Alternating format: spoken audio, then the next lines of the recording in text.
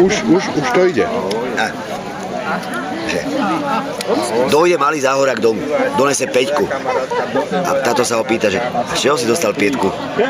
A on hovorí, že ze zemepisu. Čo si nevedel? Ne? Nevedel som, kde je Vietnam.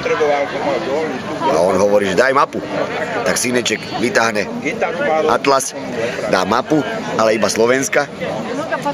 A starý na to takto kúka a hovorí, že Ternek, Malacký, Zohor, kurva, niekde to tu musí byť, k nám do roboty chodia na bicykli.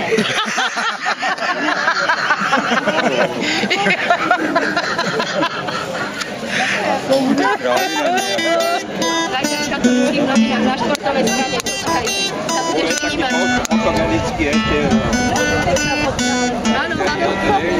Jsem jeden z mnoha azijských studentů, kteří tady skývají, studují divnou cestou žeč.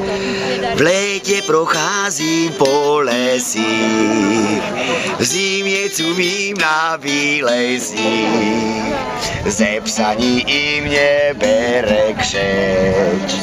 Máte tu dobré pivo, špatné rákosy, rýžové klobouky se u vás nenosí. Je dobrý pavouk tady vůbec nekousat a mosty liánový tělem nehoupat. Rybářské džunky nejsou nikde k vidění, já neregistrovat horíže pídění.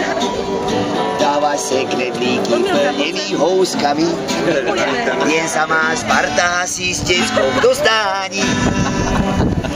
Až skončí škola, skončí prác, já budu domů couvat zas.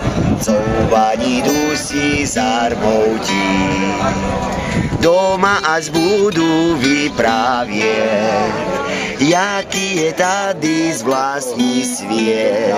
Přátelé hlavou zakroutí, máte tu dobré buchty, hlavně blonďatý, kozichy na zimu, osklivé chlupaty. Málo kdo u vás nosí v těle žloutenku a my zas nenosíme v dešti pláštěnku. Šaty si necháváte ušít ve vkusu, doktor vám nenapíše berle z bambusu.